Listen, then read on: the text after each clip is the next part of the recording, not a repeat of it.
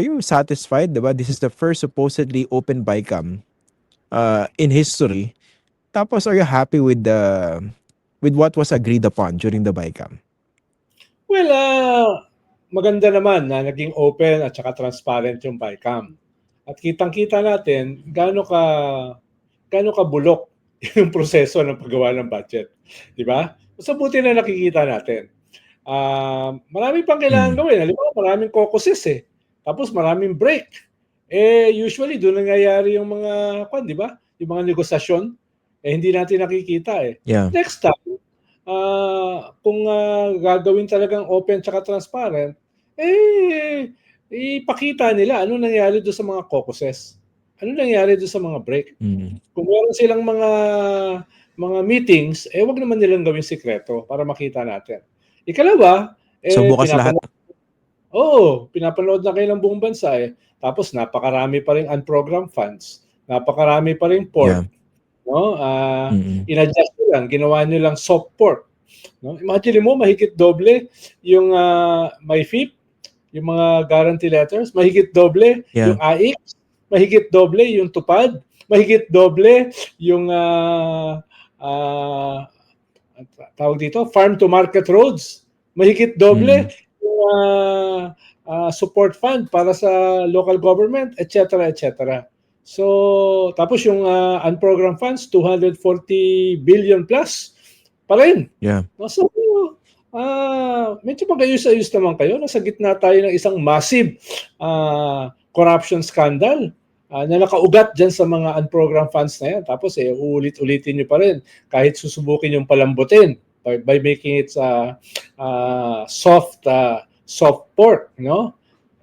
Pero ang nakausap ko si Senator Ping Lacson noong isang araw, sabi niya ay medyo pa naman mula doon sa original na lumabas ng BICAM, meron naman daw mga pagbabago. Pero mahalaga siguro makita natin yung final version na aaprubahan sa 29. No? Okay. Pero Senator, no, alam ko ikaw yung una nag-mention ito, no, when you talk about the realities of the current political context for the president. Of course, ang konteksto ito, sinabi niya, mahiya naman kayo. So supposedly, mag-aayos yung mga legislators pagdating doon sa budget, tatanggalin yung yung mga instances or occasions of sin diyan sa ating national budget. Pero in reality, kailangan niya ng suporta. Sang sweba kasi dyan sa Switzerland tumutuloy. Interlaken. Hindi pa ako tapos eh. Hindi pa tapos. Binabanatan. Kino-quote na nga kita, Senator eh. Hindi, ang point ko nga, ano ba talaga realistically na pwede niyang makuha from these legislators in terms of balancing? Kunwari, hindi naman niya totally ma-antagonize yung mga legislators, kumbaga mapapasaya pa rin niya. Pero at the same time, he can deliver on a so-called reform budget. Well, una, kung talagang hindi matatanggal yan, wag mo naman mahigit doblehin. Diba? Wag naman payagan na mahigit doble. Diba? Halimbawa, yung sa MyFIP, yung mga AIX, yung mga TUPAD, etc. Bakit naman din mahigit doble? Diba? Pwedeng maintindihan natin, kailangan may ibigay ka rin.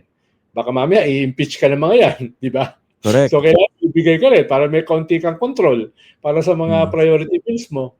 Pero wag naman mahigit doble. Diba? Ikalawa, ito nga yung sinasabi ni Senator Ping Lacson, meron silang na-arrive na agreement. Halimbawa, dito sa MyFIP, ay hindi mga politiko ang magbibigay ng mga guarantee letters.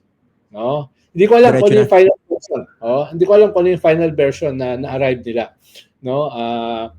Hindi ko pa nabasa yung pinadala ni Senator Ping Lacson. Pero si Senator Ping Lacson, na una ay boboto dapat ng no diyan sa budget. Ang sabi niya, boboto na siya ng yes dahil pinakinggan naman daw yung kanyang criticism.